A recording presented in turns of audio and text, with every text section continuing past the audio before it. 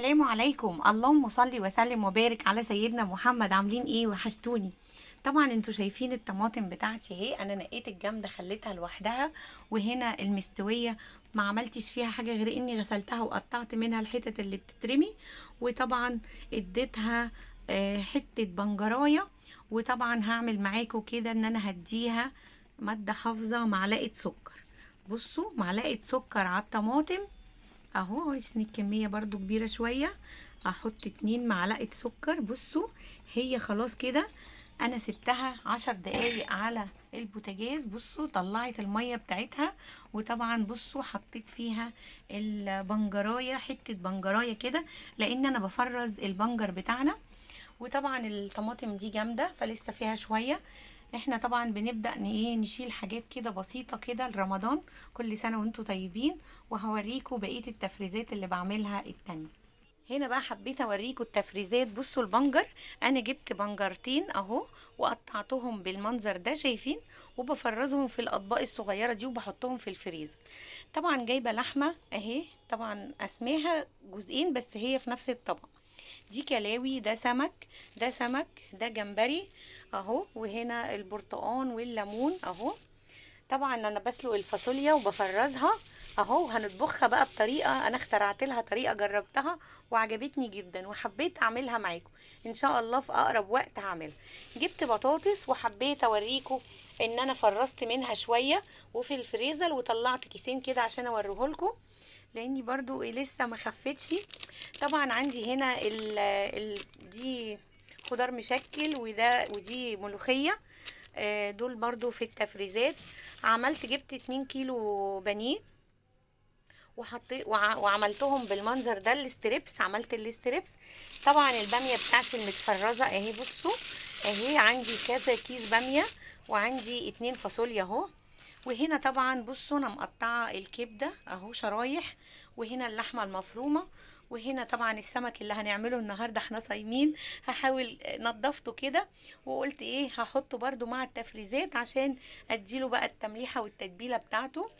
هنا برضو انا مفرزه بصوا كميه من الممبار اهي، لاني ساعات ببقى صاحيه مش قادره اكل ولا اعمل اكل، فبروح مطلعه ليهم ياكلوا الممبار كده بيبقى جاهز. مفرزه برضو خضره، مفرزه بصوا فول كنت بعمله بقسمه في اكياس كده واحطه، بحيث ان انا لو مش قادرين ننزل عندنا الفول، وعندنا بصوا الطعميه اهي. انا بحب الحاجات في البيت احسن من الفلوس. طبعا هنا السمك وده الجمبري انا منضفاهم بس لسه هحطهم في الفريزر، وده السمك طبعا اللي هفرزه. ودي كلاوي، انا بحب الكلاوي قوي، بشوحها بحته سمنه كده، ومقطعه الزبده مكعبات وحطيتها في التلاجة تجمد لانها سايحه. كنت عايزه اوريها لكم. بصوا اهو. وطبعا البرتقان ده لسه برضو هيتفرز، والليمون ده انا بفكر اعصره واحطه في مكعبات التلج، واخد الليمون نفسه الليمون ده اخده كقشرة واقطعه مكعبات ونعمله مخلل في برطمان صغنن كده. هنعمله مع بعض ان شاء الله.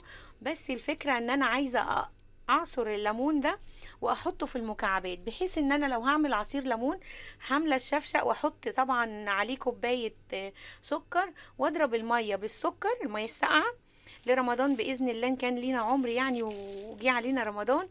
طبعا هروح حاطه بقى مكعب الليمون كده، هيبقى طعمه خطير. جربوه هتدعولي. ولو عندك عود نعناع اخضر هيخليه خطير جدا. الفاصوليا طبعا كانوا كله مستغرب، هو الفاصوليا بتتفرز؟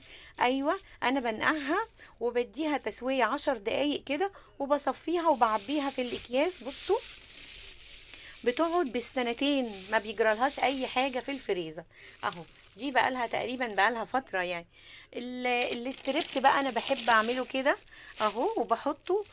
عايزين مش عاجبهم مثلا الاكل الموجود عايزين ستريبس يعملوه سندوتش، مفيش مشكله. المهم ان يبقى عندي لما بحس ان انا خفيت شويه بروح عامله كميه كده، بحيث ان ايه اللي يعوز ياكل يلاقي الاكل جاهز. يعني الاستريبس ده كده على التحمير، مش محتاج اي حاجة. بفكر افصل طبق السمك ده اللي هنفطر بيه النهاردة. بصوا عندي كمان وانا بعمل الممبار بقيه الخلطه اتبقى، فعبيته في كيس ممكن يقعد في الفريزر ل10 ايام عادي، ما تفرقش. وبصوا العلبه الحافظه دي انا بحبها قوي، دي كنت جايباها من رنين. الحافظه دي محكمه الغلق جدا، وما بتخليش بقى اي حاجه يطولها اي ميه ولا اي حاجه تحمض. كل الحاجات دي يعني انت يعني بتجيبي حاجات كده، كل ما تروحي السوق تجيبي شوية حاجات تشغلك شوية بشوية. اهو بصوا المفروم اهو، على اساس ان انا ممكن كنت اعصجه واخد منه بالايه، عاملاه في حافظه زي كده، بحب اعمل المفروم واعصجه واخد من الحافظه. بصوا المكرونه بالبشاميل اللي بيقولوا بتاخد قد كده يوم، لا هي مش بتاخد معايا وقت، بس المهم ان الواحد يبقى عنده قدره يقوم ويشتغل. تمام كده.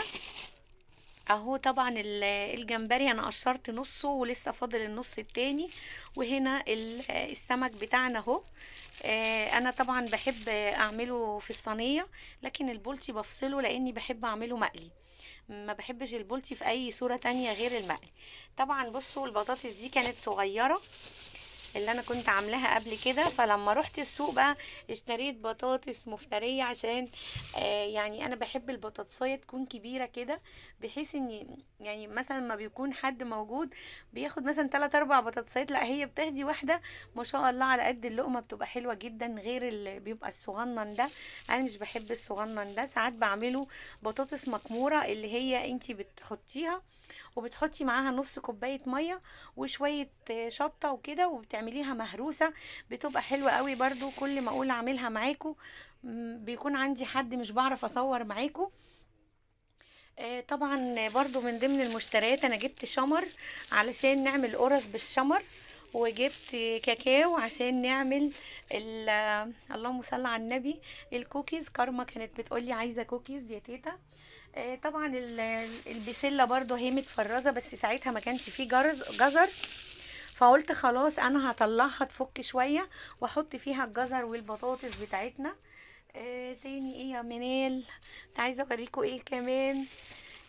انا طبعا مبسوطة بالبامية، انا طلعت التفريزات بتاعتي لقيت عندي ما شاء الله حوالي 3 4 اكياس بامية اهو.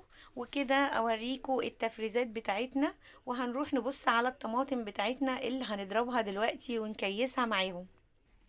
طبعا بصوا الطماطم بتاعتنا بقت خطيرة اهو. طبعا الطماطم التانية دي هحطها في التلاجة نجر منها للسلطات للحاجات دي بقى هضربها في الخلاط. وطبعا هي كده تعتبر نزلت المية بتاعتها، وبعد ما تبرد هكيسها واعبيها. مش عايزة اطول عليكم الفيديو. الحاجات دي لما بتعمليها والله بتوفر عليكي وقت. طبعا هو انت بتتعبي في اليوم بتاعها ده اللي انت بتجهزيها فيه، بس طبعا بتوفر عليكي وقت كبير. يعني انا ممكن اعمل شوية محشي كده من الرز الموجود ده، لو سلقت الكرنبايه وظبطتها. هنا طبعا السمك موجود اهو. طبعا الكبده كونك ان انت تجيبيها وتقطعيها وتظبطيها كده. عايزه تعملي مخلل اللفت البنجر موجود. عايزه تطلعي جالك ضيف على غفله تطلعي الاستريبس مش هياخد معاكي وقت. طبعا متجهز، انت لو هتعمليه مع الضيف هتبقي عايزه تقعدي مع الضيف وترجعي تخشي المطبخ، لكن الحاجات دي لما بتكون عندك ومتفرزه بتوفر عليكي وقت طبعا وجهد. وهحاول برضو ان انا افرز البرتقال والليمون زي ما قلت لكم. وكل الحاجات دي انت يعني بتجيبيها حاجه في حاجه، مش شرط تنزلي تجيبي كل حاجتك مره واحده. يعني الباميه دي عندي بقى لها فتره، فبطلعتها بس عشان اوريكم ان الحاجه بتبقى في الفريزر محفوظه وحلوه وتقدري تشغليها في اي وقت.